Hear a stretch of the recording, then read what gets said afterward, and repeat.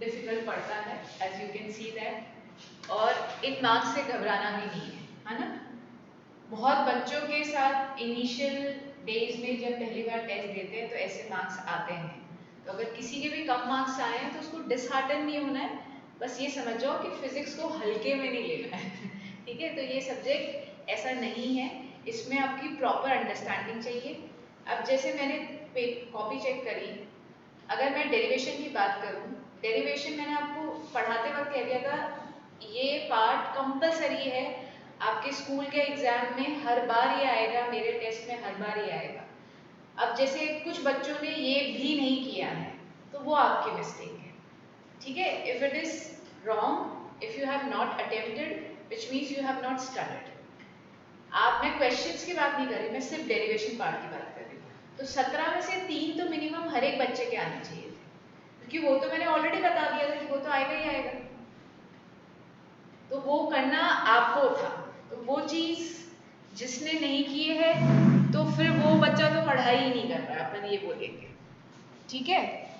क्योंकि डेरिवेशन हर एग्जाम में आता है और हर बार आएगा भी। चलिए पेपर डिस्कस करना, पहले पेपर डिस्कस करा रही हूँ मैं। बहुत टेस्ट होंगे, हर टेस्ट में इम्प्रूव करोगे अगर पढ़ाई करोगे तो, बिना पढ़ाई के तो बेटा कोई भी इम्प्रूवमेंट पॉसिबल नहीं है। टेस्ट पेपर निकाल लीजिए। दूसरी चीज़ मैं अभी बता ही रही थी, आप लोग को बता देती हूँ, बेटा जब भी मैं शीट देती हूँ और आपके घर में प्रिंट आउट है तो बेटा उसकी हार्ड कॉपी निकालो। हार्ड कॉपी निकालने के बाद जब आप शीट करते हो तो ज़्यादा अच्छे से कर पाते हो। कुछ इन्फॉर्मेशन लिखनी है, कॉन्सेंट्रेशन लेवल ज़्यादा बेटर होता है, तो try to get a hard copy. जब तक मेरे पास नहीं आ पा रहे हो तो बेटा मैं तो हार्ड कॉपी दे नहीं पाऊंगी, है ना। मैं, मेरे पास आ रहे होते तो मैं तुमको सारे सबकी हार्ड कॉपी प्रोवाइड करती, बट अभी तो मेरे पास आ नहीं रहे। तो प्रिंट आउट ले लीजिए अपनी हर एक एक्सरसाइज का, टेस्ट पेपर का, और उसका एक फोल्डर बनाते जाओ, ठीक है। उसका सब लोग एक फोल्डर बनाते जाओ। चलो पहला क्वेश्चन देखते हैं। What is the slope of a body when it moves with uniform velocity. देखो बेटा, uniform velocity VT graph, v और t, वीटी ग्राफ जब यूनिफॉर्म वेलोसिटी है तो इस तरह का है बेटा। इस केस में स्लोप की वैल्यू 0 होती है, स्लोप इज 0। आई होप जिन्होंने भी 0 लिखा है वो चीट नहीं किया है, because I just want to make sure ये क्वेश्चन डिफिकल्ट है, ठीक है। कुछ बच्चों के आंसर्स आए हैं तो मैं कंसिडर कर रही हूँ कि आपने कहीं पहले कर लिया होगा, that is the reason you are getting it. देखो स्लोप, अगर आपका ग्राफ, ये सारे आंसर लिख लेना, अगर आपका ग्राफ टाइम के साथ बढ़ रहा है, ठीक है, इधर टाइम बढ़ रहा है उधर वेलोसिटी भी बढ़ रही है, तो बेटा ये स्लोप होता है। इस स्लोप को आप क्या बोलते हो, वीटी ग्राफ में इस स्लोप को एक्सेलरेशन बोलते हो, ये बता चुकी ना तुमको। एक्सेलरेशन कैसा है, समय के साथ वेलोसिटी बढ़ रही है तो मतलब स्लोप पॉजिटिव है, क्योंकि इनिशियल वेलोसिटी हमेशा फाइनल से बड़ी होगी। तो अगर ये ग्राफ है तो स्लोप 0 है, अगर ये ग्राफ है तो स्लोप पॉजिटिव है। और बेटा अगर ये ग्राफ है, ये ग्राफ बेटा क्या रिप्रेजेंट कर रहा है, समय के साथ वेलोसिटी डिक्रीज हो रही है, मतलब स्लोप या फिर एक्सेलरेशन नेगेटिव, ठीक है। अब ये तीनों क्वेश्चन बन सकते हैं 1 मार्क्स के, तो आप तीनों के आंसर लिखिए। अगर आपका यूनिफॉर्म वेलोसिटी है, वीटी ग्राफ है, तो उसका स्लोप 0 है, ठीक है। स्लोप में, स्लोप क्या होता है, स्लोप ऐसे होता है, आप अब हम डे टू डे लाइफ में भी तो स्लोप टर्म यूज करते हो। आप किसी रोड से उतर रहे हो और रोड स्लोपी होती है, आप बोलते हैं ना स्लोप आ रहा है, साइकिल चढ़ानी बहुत डिफिकल्ट है, ये वर्ड हम यूज करते हैं ना। तो एग्जैक्टली वही स्लोप, चढ़ाई या उतराई। बट अगर फ्लैट रोड होती है तो उसका स्लोप, उस पर स्लोप होता ही नहीं है, स्लोप 0 होता है, ठीक है। आ रही बात समझ में बच्चों, तो लिख लो इसको, है ना। लिखेंगे इसको, लिखने के बाद मुझे बताइएगा क्या ये बात समझ में आ गई है सब लोगों को। ये बहुत इंपॉर्टेंट है, जो चीज़ हम 9th में पढ़ते हैं फिजिक्स में, वो सारी की सारी चीज़ें बड़ा रूप लेती है 11th फिजिक्स में, ठीक है। अगर हम में से कोई भी बच्चा पीसीएम लेने का सोच रहा है 11th 12th में, तो बेटा ये आपके फाउंडेशन पिलर्स हैं। आपके सारे चैप्टर जो 9th में है फिजिक्स में, वो सब के सब 11th में आएंगे, जल्दी जल्दी बताएंगे। Is it done? Yes, ma'am. Okay, Ma'am, wait a minute. Yes, ma'am. समझ में आ गया है? VT ग्राफ में स्लोप एक्सेलरेशन को रिप्रेजेंट करता है, A फॉर एक्सेलरेशन। और पॉजिटिव क्यों बोल रहे हैं? क्योंकि समय के साथ वेलोसिटी बढ़ रही है, तो चेंज कैसा है? पॉजिटिव है। फाइनल माइनस इनिशियल वेलोसिटी करोगे रिद्धि तो हमेशा पॉजिटिव आएगा इस केस में। ये क्या रिप्रेजेंट कर रहा है? पहले इनिशियल बॉडी के पास वेलोसिटी थी और टाइम के साथ वेलोसिटी वो कम हो रही है, तो आप फाइनल माइनस इनिशियल करोगे, इस बार क्या होगा? कब नेगेटिव वैल्यू आएगी, इनिशियल वैल्यू 0 हो जाएगी। रिकॉर्डिंग चल रही है, रिकॉर्डिंग चल रही है। चलिए नेक्स्ट क्वेश्चन की तरफ मूव करो। नेक्स्ट क्वेश्चन कह रहा है if a moving body comes to rest then the acceleration is. एक बॉडी मूव कर रही थी, अरे यही तो ग्राफ है, ये एक बॉडी के पास वेलोसिटी थी, वो मूव कर रही थी और फाइनली रेस्ट पे आ गई, तो ये एक्सेलरेशन क्या है? नेगेटिव। देखो इसका आंसर मिल गया। सेकंड का आंसर समझ में आया? बॉडी चल रही थी फिर रेस्ट पे आई, तो उसका एक्सेलरेशन क्या है? नेगेटिव। ठीक है, बॉडी चल रही थी, मतलब अगर आप इस तरीके से भी देखो तो भी बता सकते हैं। फाइनली रेस्ट पे आई, इनिशियल उसके पास वेलोसिटी थी, तो a की वैल्यू क्या आ रही है? Negative u by T. तो आप क्या बोलोगे? a कितना है? नेगेटिव। बहुत तरीके से समझने के। हाँ जी अमन बताइएगा बेटा, समझाने के बाद चीजें समझ में आ रही है? लेट मी नो, समझाने के बाद आप चीजें समझ पा रहे हो क्या? हाँ, एवरीवन जिसके भी गलत हुए हैं वो बताते जाइएगा, ठीक है अमन? Yes, ma'am. हाँ, मैं सबको यही कहूँगी जिनके भी 5 से बिलो आए हैं, डिसहार्टन की होने की ज़रूरत नहीं है, बट हाँ मेहनत करने की ज़रूरत है और चीज़ों को 100% समझना है। Revision is must. जब भी हम नई लैंग्वेज सीखते हैं, आप याद करो जब आपको पहली बार ABCD किसी ने सिखाई थी तो 1 साल आपने ABCD सीखी थी, 1 ईयर 1 to 3 आपने सीखा था। So this is physics a new language जिसमें यू मैम नीड। दोनों क्वेश्चन वन क्या बेटा? मैम ये दोनों क्वेश्चन फर्स्ट एंड सेकंड ये दोनों 1 1 मार्क्स के ना? हाँ बेटा, हाँ ये 1 मार्क्स के थे। बाहर मत काटा करो इन सब चीजों के लिए। हमें इंपॉर्टेंट बात बता रहे हैं कि रिवीजन बहुत जरूरी है। थर्ड क्वेश्चन देखो, what does the odometer of an automobile measure? बेटा एनसीईआरटी का क्वेश्चन है, एनसीईआरटी में था automobile distance travelled by the body. Distance travelled by the body measure करता है odometer. Is it clear? Is it clear to everyone? आगे बढ़ जाओ। हाँ, second question, a bus starting from rest. Bus rest से start होगी मतलब initial velocity 0 है, moves with a uniform acceleration of 0.1 metre per second square for time equals to 2 minutes. For time equals to 2 minute, find the speed acquired. Speed acquired मतलब final velocity and the distance travelled. Distance travelled मतलब s। ठीक है, आ रही बात समझ में? तो सबसे पहले तो आप बताओगे कौन सी इक्वेशन जिससे v निकाल सकते हो, वो लिखोगे। फॉर्मूला लिखने में भी मार्क्स मिलते हैं बेटा, तो please write down the formula. तो v equals to u plus at आप अप्लाई करने से पहले टाइम को सेकेंड्स में कन्वर्ट कर देंगे, SI यूनिट, जो कि एक कंपलसरी एक्टिविटी है। ठीक है, तो u0 a 0.1 इंटू 120, इस पॉइंट को उड़ाओ, 0 से 0 गया तो v इक्वल्स टू 12 मीटर पर सेकेंड। बच्चों ने यूनिट्स गलत लिखी है, अभी तो मैंने मार्क्स काटे नहीं है, नेक्स्ट टाइम से मार्क्स काटूंगी। बच्चों ने 12 मीटर पर सेकेंड स्क्वायर लिखा हुआ है जी, आप ये यूनिट चेक करिए। हाँ, यूनिट चेक करेंगे। Yes ma'am. तो यूनिट पे याद रखो, नेक्स्ट टाइम मार्क्स में लिखा है वेलोसिटी, तो कब से पढ़ रहे हो? किलोमीटर पर आवर, मीटर पर सेकेंड, ऐसे ये मिस्टेक्स नहीं होनी चाहिए। अब आपको डिस्टेंस ट्रेवल निकालना है। रिद्धि, डिस्टेंस ट्रेवल जब भी निकालते हैं जिसके अंदर इनिशियल वेलोसिटी है, फाइनल वेलोसिटी है, बेटा speed equals to distance upon time नहीं यूज करते हैं।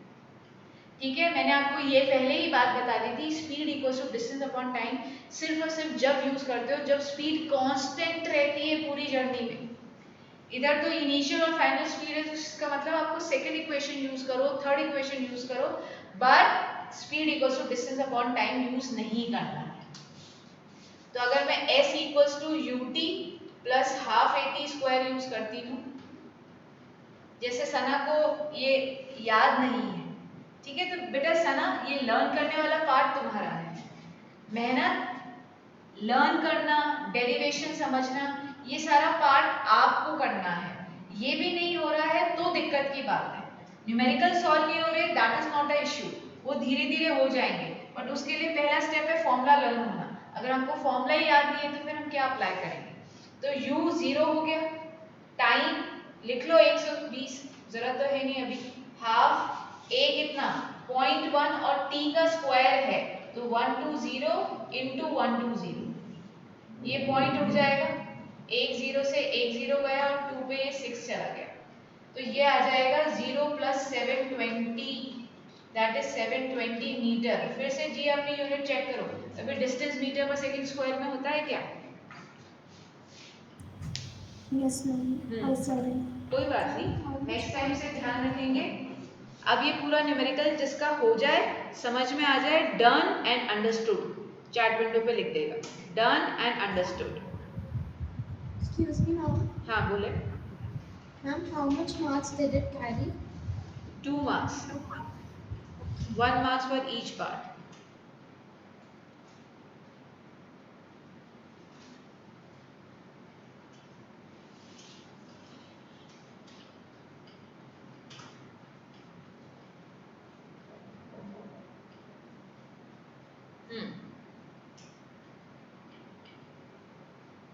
आगे बढ़े। अमन बताए आपका हो गया या नहीं, क्या वेट करना है मुझे? यस अमन।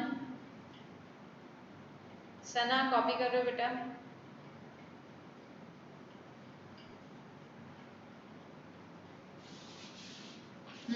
आओ। नेक्स्ट क्वेश्चन है why the circular motion is called as an accelerated motion.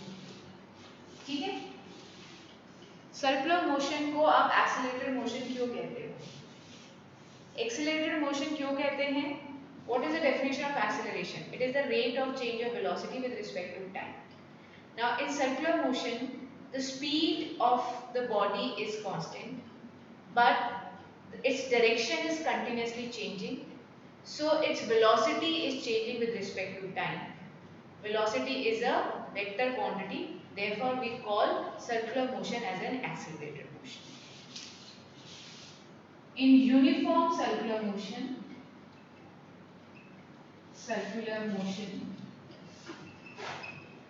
speed is constant. Speed constant होती है, but its direction is continuously changing.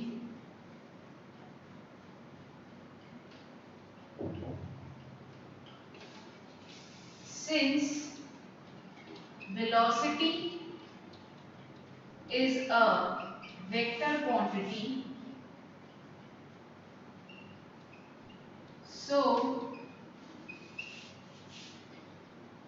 there is a change in velocity.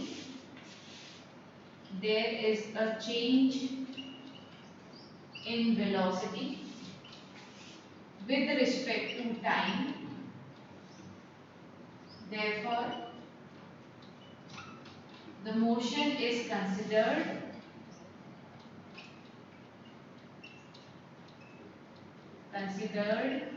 as an accelerated motion. बोलो clear है ये बात सब बच्चों को? पूरा लिखी है मैंने आपके लिए डिटेल में। एक यूनिफॉर्म सर्कुलर मोशन को एक्सेलरेटेड क्यों बोलते हैं? उसकी स्पीड तो कांस्टेंट है, बट डायरेक्शन कंटिन्यूसली चेंज हो रहा है। वेलोसिटी एक वेक्टर क्वांटिटी है, so therefore there is a change in velocity with respect to time, so the motion will be considered as an accelerated motion. ठीक है, अब कोई बच्चा ये नहीं बोल पाएगा कि मैम लिखना क्या है, मैंने लिख दिया है बोर्ड पे, कॉपी हो जाए तो फिर से डन एंड अंडरस्टूड लिख देंगे। ये पूरा लिखने पे 2 मार्क्स है, ठीक है। तो अदिति आपके हाफ मार्क्स इधर करने हैं, क्योंकि थोड़ी देर बाद आप मुझसे पूछने वाले हो कि मेरे मार्क्स कहाँ कटे हैं। तो आई एम टेलिंग यू आधा मार्क्स आपका इधर कटा है। Ma'am, but I learned the same answer that you wrote in the worksheet that you sent. मैंने But बता ma'am, now I learned this. I learned this answer. Please. Word to word learn नहीं करना होता बेटा, कुछ ऐसी चीजें होती है, कीवर्ड्स होते हैं जो टीचर आपके आंसर में ढूंढता है। बस वो कीवर्ड्स हैं कि भाई डायरेक्शन चेंज हो रहा है, तो there is a change in velocity with respect to time, therefore the motion is called accelerated motion. जरूरी नहीं है आप ये लिखो कि स्पीड इज कांस्टेंट, ठीक है। ये तो लिखने का एक इंट्रोडक्शन, इंट्रोड्यूस करने का तरीका है। Okay, ma'am. चलिए, is it copy with by everyone? हो गया है कॉपी? Excuse me, ma'am. हाँ बोले। Ma'am, 2 seconds. हाँ बोलो। Ma'am, I have just written like the direction of motion changes continuously with time. So, ma'am, is it also correct? क्या लिखा है आपने? The direction of motion changes continuously with time. नहीं, वो तो आपने डायरेक्शन ऑफ मोशन, इसमें velocity term कहीं नहीं आई है। वेलोसिटी टर्म लिखना कंपलसरी है। एक्सेलरेटेड मोशन की डेफिनेशन ही क्या है? Change in velocity with respect to time. तो यू हैव टू डिफाइन कि there is a change in velocity. Okay. हाँ, अगर आप वेलोसिटी टर्म नहीं इंट्रोड्यूस करेंगे मार्क्स नहीं मिलेंगे। मैम, एक बार आप मेरे स्टेटमेंट में चेक कर लीजिए ना। बेटा मैंने सबके पेपर मैंने ही चेक किए है ना, पेपर मैंने ही चेक किया है, जिसमें जो कमी लगी है उस हिसाब से मार्क्स मिले हैं। मैम, तो मुझे आप ये बता सकते हैं कि मेरे को इस क्वेश्चन में मार्क्स मिले या नहीं मिले? बेटा अब ये नेक्स्ट टाइम से अगर आप पीडीएफ बना के भेज देंगे तो मैं उसमें चेक करके भी भेज दूंगी। ओके, नेक्स्ट है। मैम, मैंने पीडीएफ बना के भेजा था। ठीक है बेटा, नेक्स्ट टाइम से मैं उसके ऊपर टिक लगा के बता दूंगी आपको कि आपकी क्या मिस्टेक थी। Draw a VT graph represent a body moving with uniform velocity. VT graph, uniform velocity, ठीक है। Draw a VT graph again with uniform deacceleration. Mauktika और आरव क्लास में 2 ऐसे बच्चे हैं जिन्होंने ये दोनों ग्राफ एक ही में बना दिए हैं। तो अभी तो मैंने मार्क्स नहीं काटे हैं, बट नेक्स्ट टाइम मार्क्स कटेंगे। ये 2 अलग पार्ट्स हैं, तो अलग अलग ग्राफ ड्रॉ करने होते हैं, ठीक है। अभी आपको पता नहीं था क्योंकि फर्स्ट टाइम टेस्ट दी है, अब मैंने आपको बता दिया। तो जब भी जितनी बार भी पूछें, आपको लगा होगा कि बार बार बीटी ग्राफ ही है तो आपने एक में ड्रॉ कर दिया, कोई बात नहीं। दोनों के रिजल्ट सही थे, दोनों को फुल मार्क्स मिले, बट अलग अलग ड्रॉ करना होता है, ठीक है। तो टेस्ट देने से हमको ये सारी चीजें पता लगती है।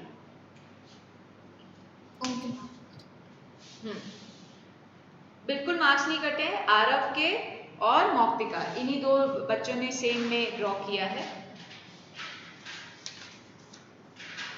ठीक है। डेरिवेशन करने से पहले मैं न्यूमेरिकल करा देती हूँ। क्वेश्चन नंबर 8 निकाल लीजिए। क्वेश्चन नंबर 8,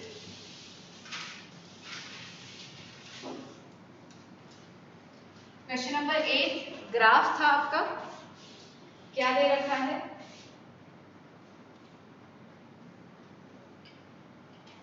ये 16 दे रखा है, ये 6 दे रखा है, यहाँ तक 10 दे रखा है, ये वेलोसिटी है और ये आपका टाइम है, ठीक है। तो ये आपको कहाँ से रेक्टेंगल देता है? ये कोई रेक्टेंगल है बेटा, ये ट्रेपेजियम है। ये और ये पैरेलल साइड है। आपसे total distance covered in 16 second पूछा है, तो बेटा ये फिगर प्लस ये फिगर, या तो आप area of triangle plus rectangle. अभी कुछ बच्चे बोलने वाले हैं कि मैम हमने ट्राइंगल प्लस रेक्टेंगल से किया है, हमें मार्क्स मिले हैं क्या? हाँ जी बेटा, आपको बिल्कुल मिले हैं। फिर दूसरे बोलेंगे मैम हमने ट्रेपेजियम का फॉर्मूला लगाया, हमको मिले हैं क्या? हाँ जी बेटा, आपको भी मिले हैं। आंसर 130 मीटर है, जिसका 130 आया है, इन 2 तरीकों से उनको मिले। इसके अलावा कोई दूसरा तीसरा तरीका नहीं है, ठीक है। तो पहली बात तो ये क्लियर हो गई कि आप कुछ भी लगा सकते थे। सो अगर आपने लेट से आप वो बच्चे हैं जिन्होंने डिस्टेंस ट्रेवल निकालने के लिए इस फिगर को दो पार्ट्स में डिवाइड करा, area of triangle plus area of rectangle, तो हाफ बेस 6 और height 10, area of rectangle 16 minus 6 will give you 10, 16 minus 6 ये लेंथ कितनी है 16 माइनस 6, तो 10 इंटू ब्रेथ 10, तो ये हो गया आपका 30 plus 100 that will give you 130 metres. बच्चे ये तो आपका आ गया डिस्टेंस ट्रैवल। अब नेक्स्ट पार्ट मैंने आपसे पूछा था what is the acceleration for the first 6 second, मैंने चेंज करा दिया था ना, शुरू के 6 सेकंड का एक्सेलरेशन निकालो। So a is equals to v minus u by t, initially body की वेलोसिटी कितनी है 0, फाइनली कितनी अक्वायर कर लेती है 10, कितने टाइम में 6 सेकंड में, दैट इज 5/3, जिसको आपको निकालना था 1.67 मीटर पर सेकंड स्क्वायर। ठीक है 1.67। अब मैम हमने तो 5/3 निकाला है, हमारे मार्क्स कटे हैं क्या, है ना, तो तुम्हारे क्वेश्चन मैं ही बना देती हूँ सारे, क्योंकि अभी एक्सक्यूज मी मैम चालू होएगा। तो 5/3 अभी तो मार्क्स नहीं कटे बट नेक्स्ट टाइम कटेंगे। ठीक है, पॉइंट्स में निकालना मैम कंपलसरी है क्या, हाँ बेटा कंपलसरी है। यूनिट सही लिखना कंपलसरी है, हाँ जी बिल्कुल कंपलसरी है। यूनिट के मार्क्स कटे हैं क्या, हाँ इसी टेस्ट में कटे हैं। मैम 5/3 कैसे आएगा? बेटा इधर 10/6 आएगा ना, 10/6 को 2 की टेबल पे काटो, सिंपलीफाई फॉर्म में करोगे ना। My answer is 1.6. 10/6 is 5/3। Ma'am, I have written 1.6. मेरी गलती Same हो है। जाती है, मैं एक भी चीज रह जाती है तुम लोगों को बताने में। 1.6 में मार्क्स मिले हैं मेरे, बस मोस्ट करेक्ट इज 1.67, क्योंकि 1.6666 कंटिन्यूसली चलता रहता है, तो आप उसको ब्रेक कैसे करते हो, एक नंबर आगे बढ़ा के, that is the correct method to represent. 1.6 गलत नहीं है बट सही भी नहीं है। Excuse me, ma'am. हाँ जी Ma'am, how many marks did you deduct in the ma'am in the B part for not writing the unit? Because Half I marks. didn't write it. Okay, ma'am.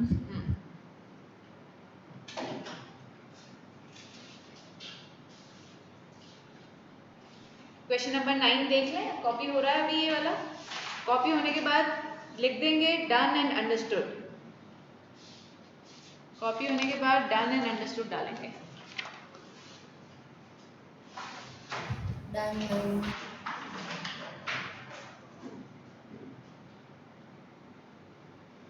हाँ सब लोग डाल दीजिए जो जो class attend कर रहे हैं, एवरीवन।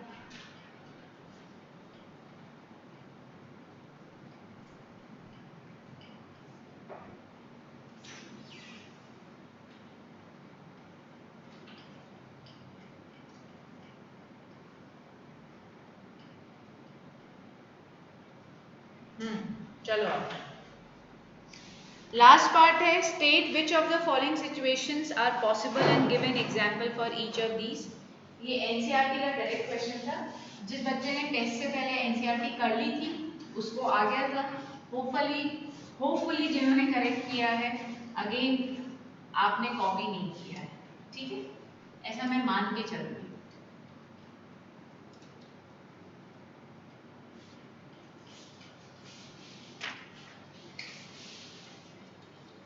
ऐसी सी कह रहा है क्या ऐसी सिचुएशन पॉसिबल है जब बॉडी के पास वेलोसिटी तो जीरो है but still it has acceleration.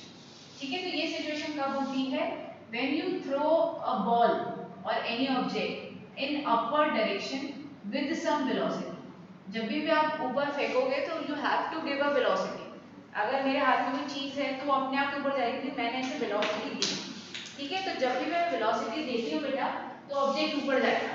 जब वो ऊपर जाएगा हाईएस्ट पॉइंट पे उसकी वेलोसिटी जीरो हो जाएगी, क्योंकि आपको पता है बॉडी कब तक ऊपर जाती है, जब तक कि उसकी वेलोसिटी जीरो नहीं हो जाती। उसकी वेलोसिटी जीरो क्यों हो रही है, क्योंकि हर बार अर्थ उसके ऊपर ग्रेविटेशनल फोर्स लगा रही है, एक ग्रेविटेशनल पुल है, उसका एक एक्सीलरेशन होता है, वो अर्थ का एक्सीलरेशन ड्यू टू ग्रेविटी की वैल्यू होती है 9.8 मीटर पर सेकंड स्क्वायर।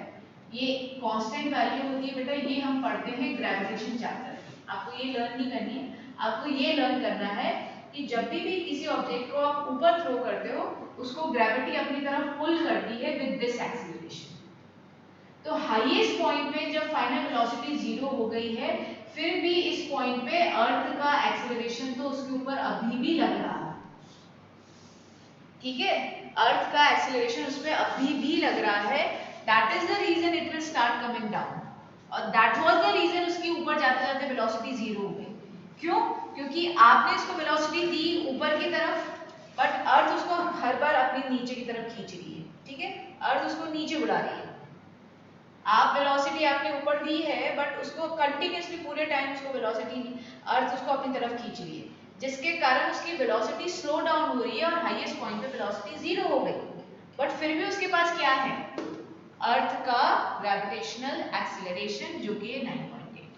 तो इसका आंसर आपको लैंग्वेज में लिखना था, if we throw an object in upward direction, if we throw an object in upward direction at highest point its velocity becomes zero, at highest point its velocity becomes zero, but it has a constant acceleration,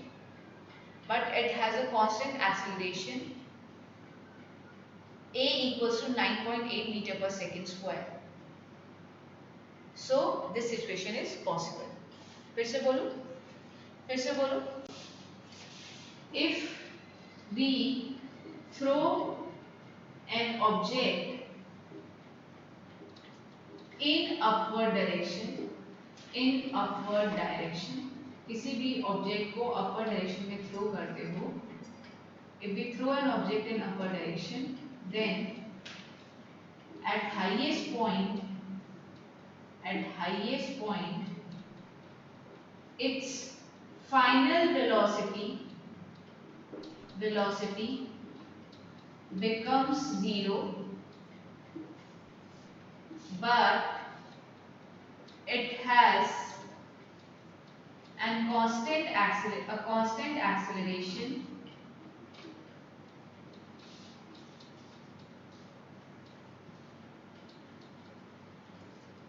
due to gravity. It has a constant acceleration due to gravity. Fg equals to 9. इसको g से represent करते हैं। Acceleration due to gravity का sign small g होता है, ये भी आप ग्रेविटेशन चैप्टर में पढ़ोगे, है ना?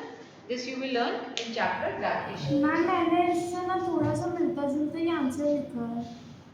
बेटा लैंग्वेज डिफरेंट हो सकती है, आपको वर्ड टू वर्ड कॉपी नहीं करना होता है, अपनी लैंग्वेज में लिखते हो, आपका सही होगा, आपको फुल मार्क्स मिले होंगे और डेफिनेटली मिले ही हैं आपको इस क्वेश्चन में। तो आप थोड़ा इधर उधर, अब आप थोड़े से बड़े हो जाओ, मैच्योर बच्चों के जैसे सब बच्चे बिहेव करो।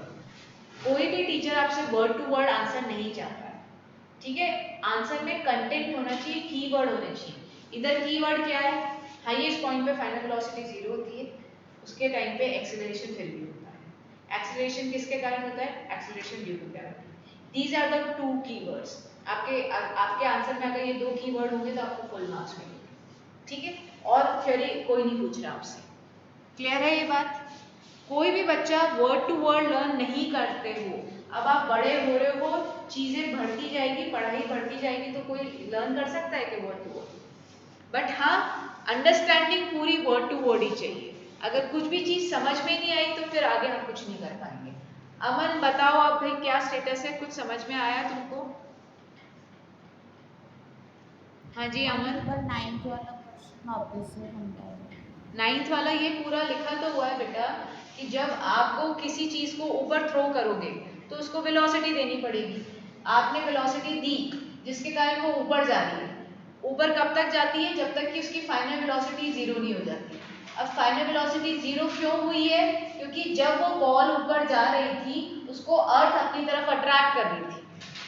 अगर आप सामने की तरफ जा रहे हो और आपका दोस्त आपको आके धक्का देगा तो क्या होगा? आपका मोशन स्लो डाउन हो जाएगा। जिस डायरेक्शन में आप जा रहे हो उसके अपोजिट डायरेक्शन में कोई आपको फोर्स लगाता है तो आपका मोशन स्लो डाउन होता है ना, उसके अपोजिट डायरेक्शन। तो इसी तरीके से बॉल ऊपर जा रही थी बट अर्थ उसको अपनी तरफ खींच रही है, तो क्या होगा, एक समय पे उसकी वेलोसिटी जीरो हो जाएगी। जिस समय पे उसकी वेलोसिटी जीरो हो गई उस टाइम पे भी अर्थ उसको अपनी तरफ नीचे ही खींच रही है with an acceleration of 9.8 metre per second square. That is the reason we are saying कि बॉल जब हाईएस्ट पॉइंट पे चली जाती है उसकी वेलोसिटी जीरो हो गई है but still it has got an acceleration of 9.8 metre per second square due to gravity. अब क्लियर है? और ये पूरा लिख दिया है यहाँ पे। बोलो अमन। Yes ma'am. हाँ ठीक है। अब एक बार एनसीईआरटी के अपने एक आध क्वेश्चन रह गए थे वो आपको डिस्कस करा देते हैं। मैम प्लीज 7th वाला क्वेश्चन। क्या बोल रहे हो? क्या बोल रहे हो बेटा?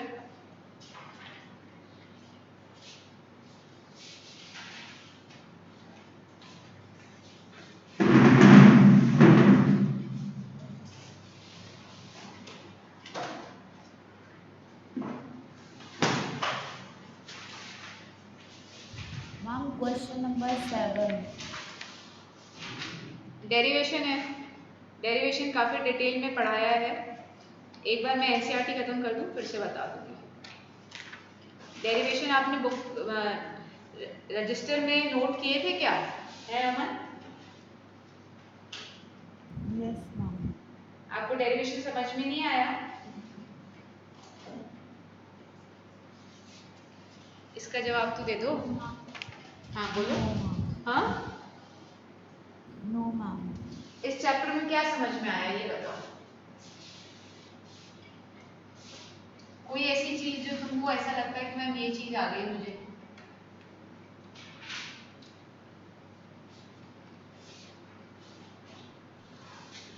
सब बता दे। चल मेरी ख्याल से हमने कौन सा क्वेश्चन कर लिया था, 5th वाला कर रहे थे हम। 5th का ग्राफ ड्रॉ कर दिया था मैंने आपको। आरब मैंने एक्सरसाइज से पहले मैं एनसीईआरटी खत्म कर लूँ फिर मैं एक्सरसाइज पे भी आऊंगी, है ना? हाँ आप क्वेश्चन नंबर 9 निकालो जो मैंने आपको दिया था एनसीईआरटी का, लास्ट बैक की एक्सरसाइज कर रहे हैं। State which of the following situation are possible and give an example for each of this. तो ये देखो, a body with a constant acceleration but with zero velocity, ये जो आपके पेपर में आया था, ठीक है? तो सब इसका आंसर लिख सकते हैं। फिर ये कह रहे हैं an object moving in a certain direction with an acceleration in a perpendicular direction. ये पहले समझ लो, ठीक है? Ma'am, there is one more. क्या बेटा? Ma'am, there are 3 parts in this question. 3 parts? Yes, ma'am. मेरे तो 2 ही हैं। Ma'am, there are 3 parts. हाँ तो नई बुक में आ गए होंगे बेटा। अच्छा तो तुम्हारे बी भी है an object moving with an acceleration but with uniform speed. ये क्या कह रहा है? ऑब्जेक्ट के पास एक्सीलरेशन है बट यूनिफॉर्म स्पीड है। क्या सारे बच्चे इसके अंदर समझ गए कौन सा आंसर लिखना है? सर्कुलर मोशन, ठीक है? जब बॉडी का यूनिफॉर्म सर्कुलर मोशन होता है वो पूरा मैंने आंसर लिखा था उसको ही लिखना है आपको, ठीक है? Uniform acceleration, uniform circular motion के केस में बॉडी की स्पीड कांस्टेंट रहती है बट हर बार डायरेक्शन चेंज होने के कारण velocity change with respect to time, therefore the motion is called as an accelerated motion. क्या बी पार्ट का आंसर मिल गया सब बच्चों को? सब हाँ ठीक है। चलिए फिर क्या है? An object moving in a certain direction with an acceleration in a perpendicular direction. बेटा ये भी समझ लो आप अच्छे से, ये भी सर्कुलर मोशन का ही केस है एक्चुअली, ठीक है?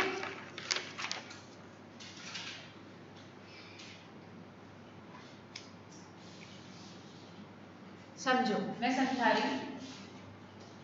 ये एक सर्किल है, जब भी कोई बॉडी सर्कुलर मोशन परफॉर्म करती है तो सेंटर की तरफ एक फोर्स लगता है। ये वाला जो पार्ट है ये ज़्यादा अच्छे से आपको 4th चैप्टर 2nd चैप्टर में समझ में आता है, बट फिर भी I try my level best कि आपको कुछ समझ में आ जाए। अब वो स्टोन और थ्रेड वाला एग्जांपल याद है? आप जब उसको घुमाते हो कंटिन्यूसली तो आपका जो हाथ है, जो ये थंब और जो फिंगर है, इसके बीच में जो आपने थ्रेड दबा रखा है, ये क्या प्रोवाइड कर रहा है उसको फोर्स। जैसे आप छोड़ दोगे तो वो घूमना बंद कर देगा। इसका मतलब कौन रोटेट करा रहा था उस स्टोन को? Your hand. तो जब भी स्टोन घूमता है, कोई भी चीज सर्कुलर मोशन परफॉर्म करती है, तो उसके ऊपर सेंटर की तरफ एक फोर्स लगता है, ठीक है? उसको बोलते हैं सेंट्रीपिटल फोर्स। सेंट्रीपिटल फोर्स को डिफाइन कैसे करते हैं? सेंटर सीकिंग फोर्स, ठीक है? Centre seeking force. बेटा सेंटर सीकिंग फोर्स का मतलब क्या होता है? सेंटर की तरफ लगने वाला फोर्स। अगर ये सेंटर की तरफ फोर्स नहीं लगेगा तो आपकी बॉडी सर्कुलर मोशन परफॉर्म नहीं कर पाएगी, ठीक है? समझो बेटा, हमने आपको एक चीज बताई थी कि अगर कोई बॉडी सर्कुलर मोशन परफॉर्म कर रही है और किसी भी पॉइंट पे मुझे उसका डायरेक्शन कि वो अब आगे किस डायरेक्शन में जाएगी, तो मैं क्या करती हूँ? उस पॉइंट से एक टेंजेंट ड्रॉ करती हूँ, ठीक है? तो इस अगर मैंने ए पॉइंट से ये टेंजेंट ड्रॉ किया तो मुझे पता लग गया कि मेरा ये अगर ये स्टोन है तो स्टोन कहाँ जाना चाहेगा? यहाँ पे। ये यहाँ पे जाना चाह ही रहा था कि क्या हुआ कि सेंटर की तरफ एक फोर्स लग गया जिसने इसको टर्न कर लिया। फिर ये इधर आया तो फिर से इसके ऊपर फोर्स लगेगा इस डायरेक्शन में। अभी इधर जा ही रहा था कि फिर से इस पे कौन सा फोर्स लग गया? सेंटर की तरफ। तो हर बार ये सेंटर वाला फोर्स इसको क्या करता है? घुमावदार रास्ते में घुमाता जाता है।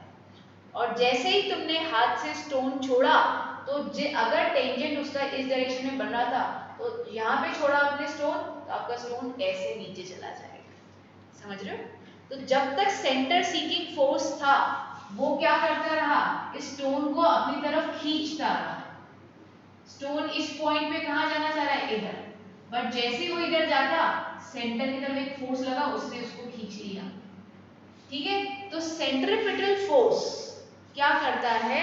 सेंटर सीकिंग फोर्स मतलब सेंटर की तरफ लगने वाला फोर्स सेंट्रीपिटल फोर्स कहलाता है, जिसके कारण बॉडी एक सर्कुलर मोशन परफॉर्म करती है। अब सेकेंड चैप्टर में बेटा आपको ये भी बताएंगे कि फोर्स की डेफिनेशन होती है, फोर्स का फॉर्मूला होता है m इंटू ए।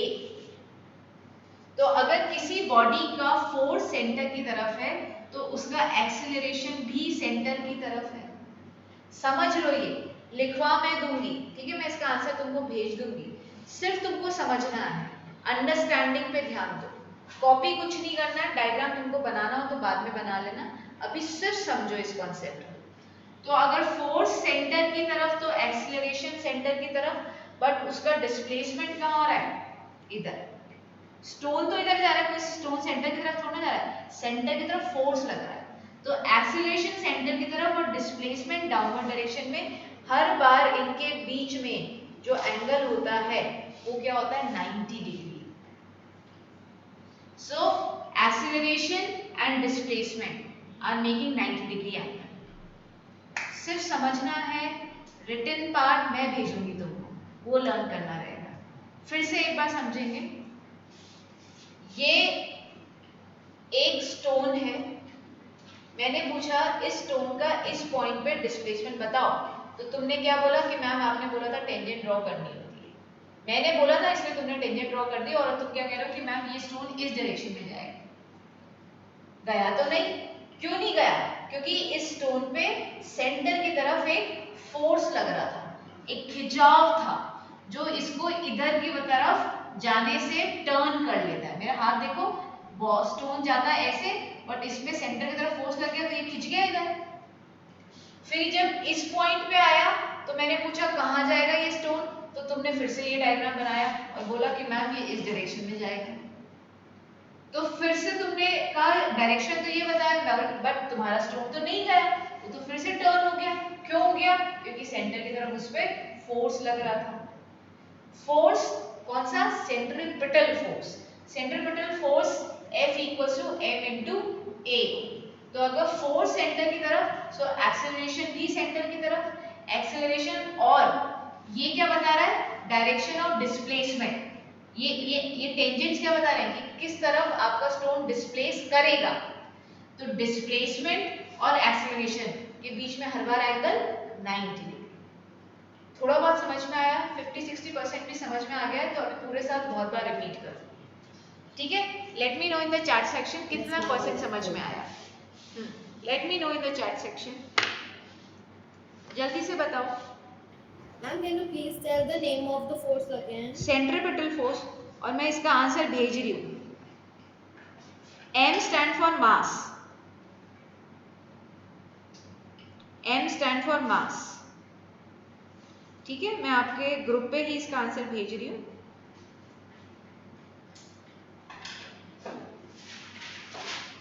अभी भेज रही हूँ, जिससे कि आपको हाथों हाथ मिल जाएगा। So now what is the answer for second part? Circular motion. Hitakshi कहाँ हो गई आज?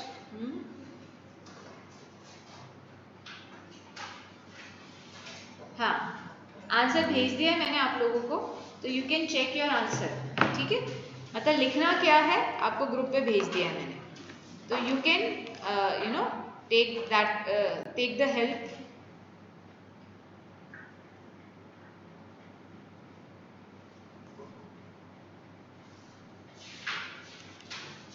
तो उसमें लिखा हुआ है the situation is possible for example when a body is moving in uniform circular motion, it has centripetal acceleration directing toward the centre of the body circle.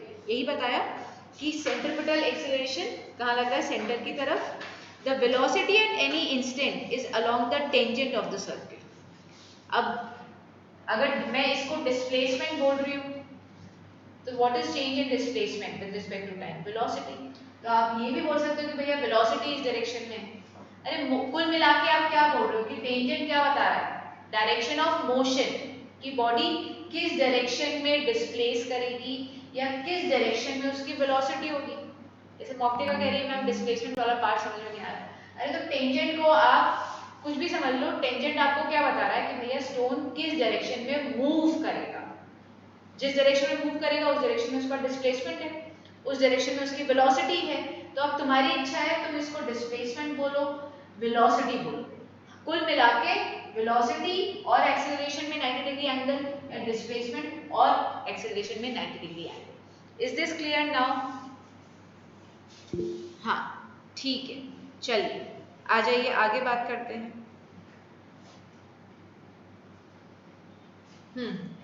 Question number 7 देख लो। क्वेश्चन नंबर 7 रब कर दूं ना इसको, answer मैंने आपको भेज दिए हैं।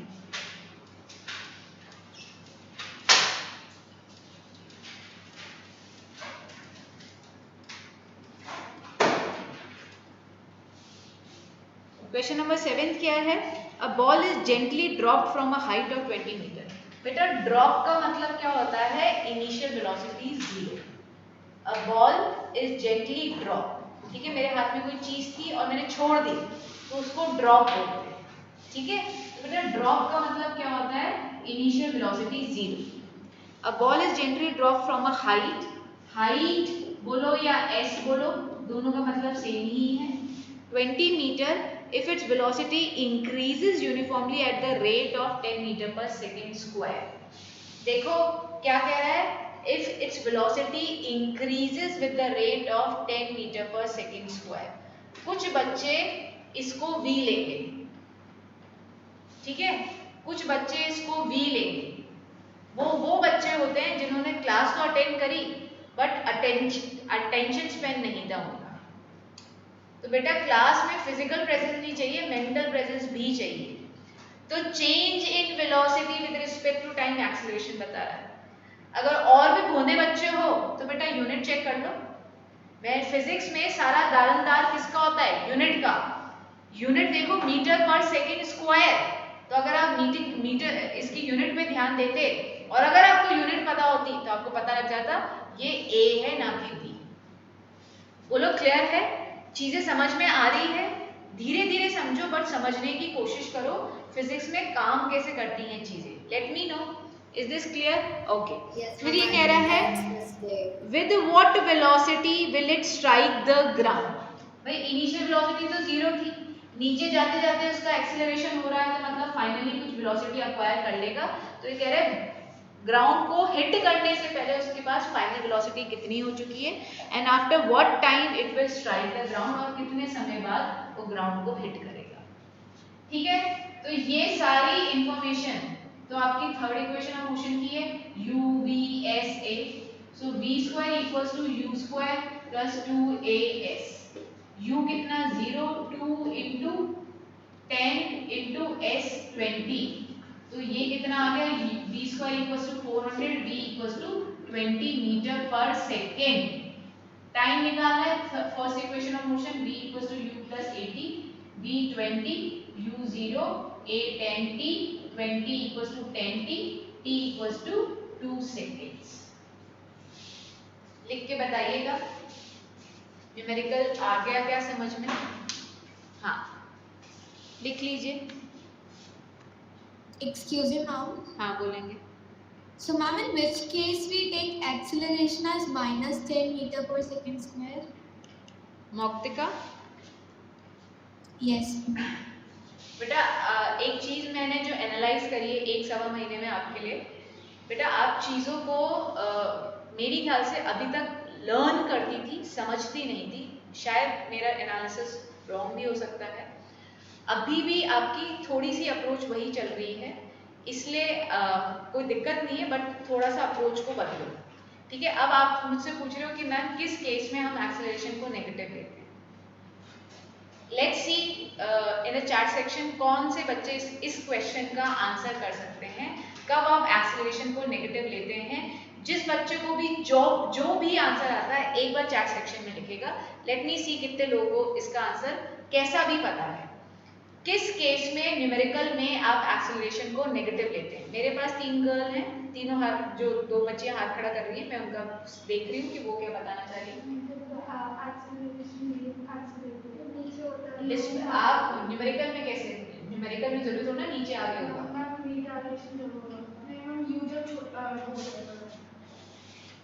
हाँ, तो मेरे को सामने ने करेक्ट आंसर दिया है चैट सेक्शन में।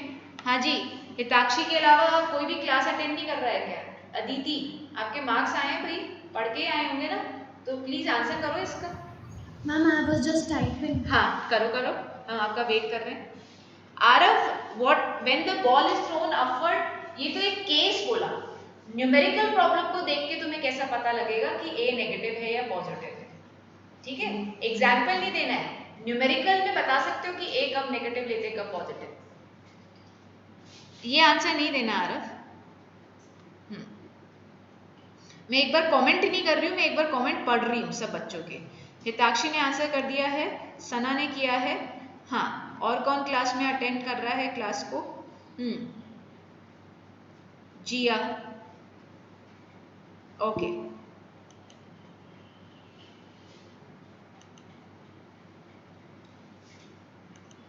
ओके, तो हमको 2 आंसर मिले हैं। एक आंसर तो ये है कि Mauktika, again your approach is wrong.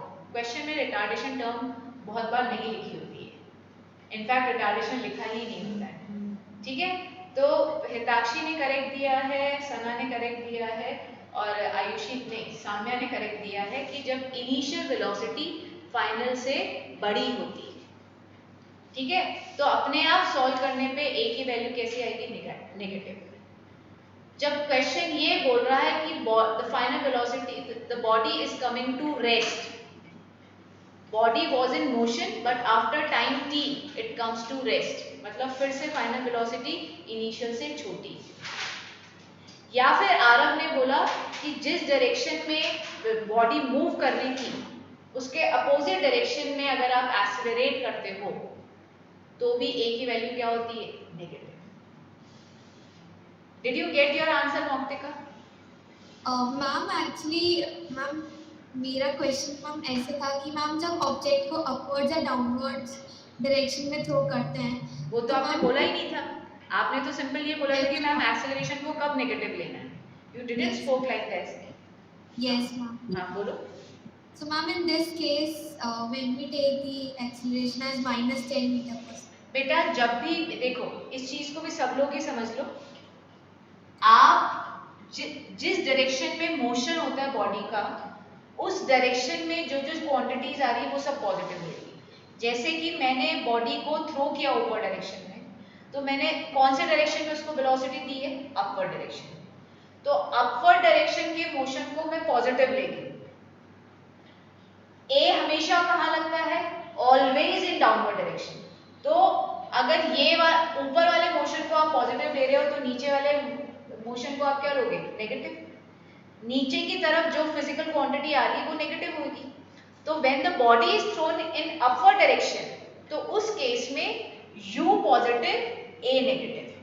But when you drop a stone, जब आप स्टोन को ऐसे ड्रॉप करते हो तो उसकी वेलोसिटी इंक्रीज भी नीचे की तरफ हो रही है। ठीक है, क्यों? क्योंकि उसको अर्थ अपनी तरफ एक्सेलरेट कर रही है। हमने बोला, देखो इस क्वेश्चन में हमने क्या निकाला था? v निकाला था।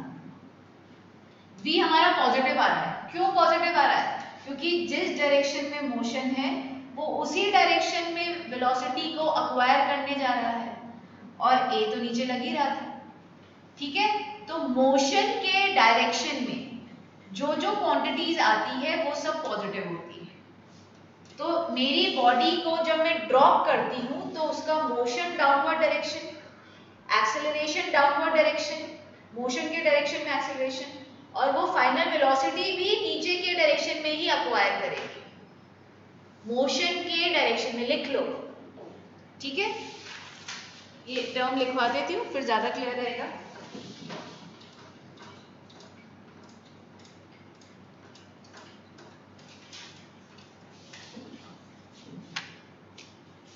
जब आपने ऊपर थ्रो किया इनिशियल वेलोसिटी देके, तो मोशन कहाँ है? अपवर्ड। तो अपवर्ड डायरेक्शन में u आपका पॉजिटिव होगा क्योंकि आपने वेलोसिटी ही अपवर्ड डायरेक्शन में दी। a आपका नेगेटिव होगा। जब आपका मोशन कहाँ है? डाउनवर्ड। मोशन डाउनवर्ड है तो डाउनवर्ड डायरेक्शन में जो जो क्वांटिटीज आ रही है वो पॉजिटिव। a का लग रहा है डाउनवर्ड, b का लगेगा डाउनवर्ड, और टाइम तो हमेशा पॉजिटिव होता है। टाइम को हम नेगेटिव पॉजिटिव लेते ही नहीं है। ठीक है, अब मौक्तिका ये लिख लो, फिर शायद तुम कभी नहीं भूलोगे, है ना? यस मैम, हाँ, थैंक यू। ओके बेटा। हाँ भाई, किसका एक्सक्यूज नहीं आ रहा है? Ma'am, in that first motion, the motion is upward, ma'am. The way you have put the question mark, ma'am, it is B or U? बेटा यू ही है। अब बेहताक्षी तुम मजे ले रही हो यार, फाइनल ऊपर तो पता ही है b 0 होने वाला है Yes. ऐसे मजाक मत करो भाई। बॉल ऊपर जाएगी कैसे? जब उसके पास इनिशियल वेलोसिटी होगी। इनिशियल पे क्वेश्चन मार्क का मतलब ये है कि इनिशियल वेलोसिटी कुछ भी हो सकती है। ठीक है, ये यू नहीं दिख रहा क्या? ये वी दिख रहा है क्या? है? Actually, both was. कोई बात नहीं, मैं तुम्हारे मजे ले रही हूँ। चल, हो गया? Yes, ma'am. टेस्ट डिस्कस करके, इतने क्वेश्चंस करके थोड़ा सा कुछ बेटर लग रहा है? चीजें समझ में आई है? Yes ma'am. चलो, अब ये वाला ग्राफ क्वेश्चन डिस्कस कर लेते हैं एनसीईआरटी का। बहुत बेकार सा ग्राफ है बट एक बार डिस्कस कर लेते हैं। Question number 6। क्वेश्चन नंबर 6 मेरे ख्याल से यही हो पाएगा आज, तो ये क्वेश्चन नंबर 6 ले लेते हैं। नेक्स्ट क्लास में आधा घंटा हम शीट लेंगे और आधा घंटा हम सेल पढ़ेंगे, नहीं तो अपन नया चैप्टर ही नहीं चल कर पाएंगे। ठीक है, जैसे कि हम मैथ्स में करते हैं, नया चैप्टर भी स्टार्ट कर देते हैं और पुराने चैप्टर के भी डाउट्स लेते हैं। एग्जैक्टली अब हम साइंस में भी यही करेंगे, डाउट्स साइड बाय साइड चलते रहेंगे और नया चैप्टर भी स्टार्ट कर देंगे। तो है figure shows the distance time graph of 3 object A B C, study the graph. Graph में बना लेती हूँ एक बार आप लोगों के लिए।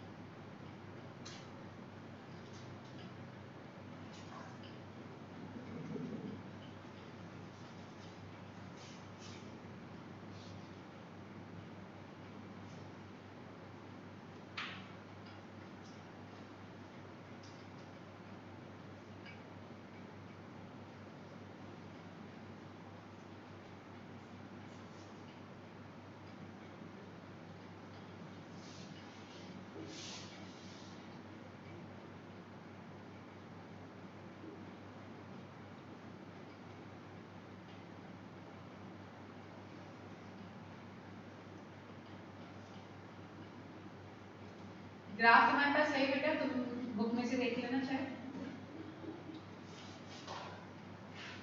F E D B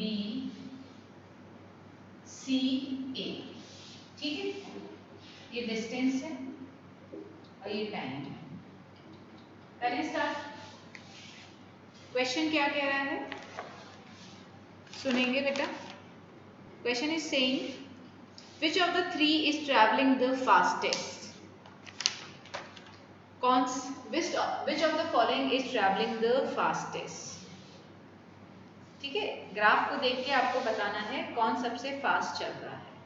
इसको देखने का तरीका क्या है बेटा, ये डिस्टेंस है और टाइम है, जो कम समय में ज्यादा डिस्टेंस कवर करेगा वो फास्टेस्ट है। आप जरा बी का ग्राफ देखो, ठीक है, मैं दूसरा कलर लूं तुमको समझाने के लिए। देखो बी ने इतने से समय में इतना सारा डिस्टेंस कवर कर दिया।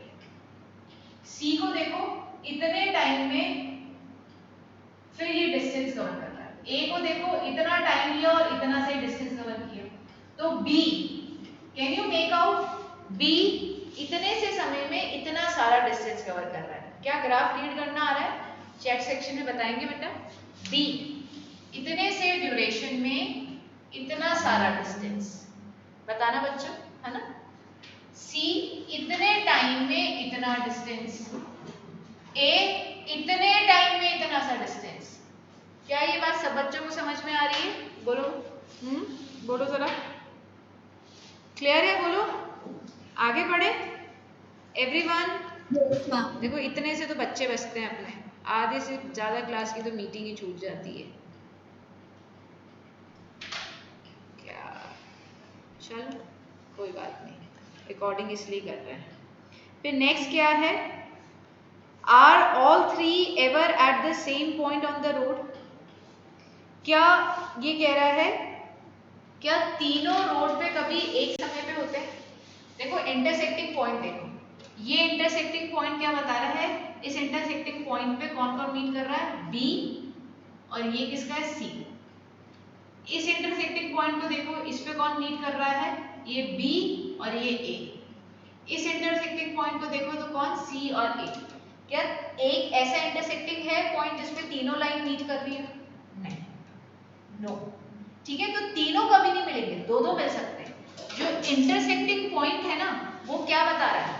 जिसको अपने आप नहीं आया प्लीज समझ लीजिए, जो इंटरसेक्टिंग पॉइंट है वही बता रहा है कि कब ए बी से मिल रहा है या सी ए से इंटरसेक्ट जो हो रही है लाइन। तो इंटरसेक्ट हमेशा दो लाइन ही हो रही है, तीनों लाइन एक साथ कभी हो ही नहीं रही है। ठीक है, चलो आगे बढ़ते हैं। How far has C travelled when B passes A. जब बी ए को पास कर रहा है तो सी कहाँ पे है उस वक्त पे? आओ देखें, ये बी है और ये ए है, तो इस पॉइंट पे बी ए को पास कर रहा है।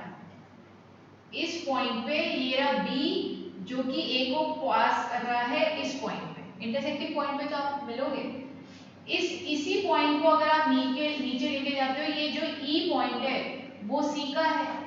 सी उस समय कितना डिस्टेंस कवर कर चुका है? इतना, 6 और 8 के बीच का, 6 और 8 के बीच का, जिसको आप ऑलमोस्ट 7 किलोमीटर्स ले लो, ऑलमोस्ट 7 किलोमीटर्स ले लो, 7 किलोमीटर्स, हाँ वही अप्रोक्सीमेटली, ऑप्टिका में भी यही कह रही हूँ, हाँ 7 किलोमीटर्स ले लो उसको। आया समझ में? आया क्या समझ में? Yes, ma'am. हाँ Excuse me, ma'am. हाँ बोलो।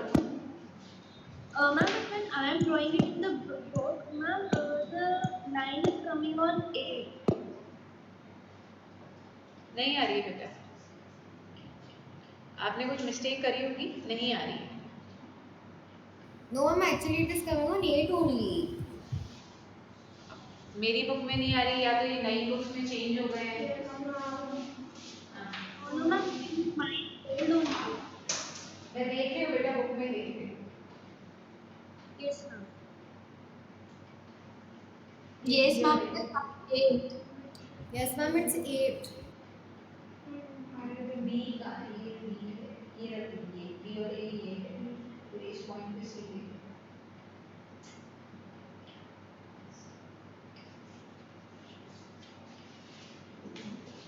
देख लो बेटा, अगर 8 आ रहा है तो 8 ले लो, क्योंकि एग्जैक्ट ना तो 8 आ रहा है और ना एग्जैक्ट 7 आ रहा है, ठीक है, 7 और 8 के बीच का आ रहा है।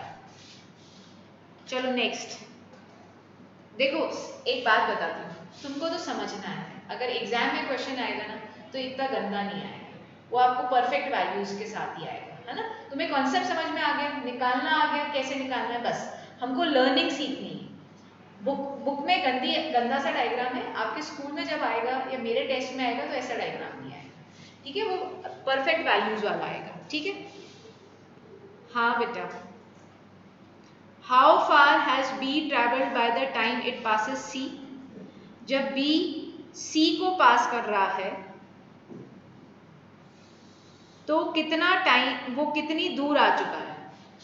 हाउ फार बी कितना आ चुका है जब वो सी को मीट कर रहा है, तो एफ पॉइंट है, एफ पॉइंट पे, एफ पॉइंट को देखो और एफ पॉइंट को इधर बढ़ा देना, तो वो डिस्टेंस ट्रेवल बता देगा, ठीक है। बी और सी का पॉइंट मिल रहा है ना सब लोगों को, एफ पॉइंट है जहाँ पे बी सी को क्रॉस कर रहा है, तो इसको इधर बढ़ा देना, 4.5 किलोमीटर आ रहा है तो 5 लिख लो, ठीक है, 5 आ रहा है तो 5 लिख लो। क्लियर है क्या बच्चों?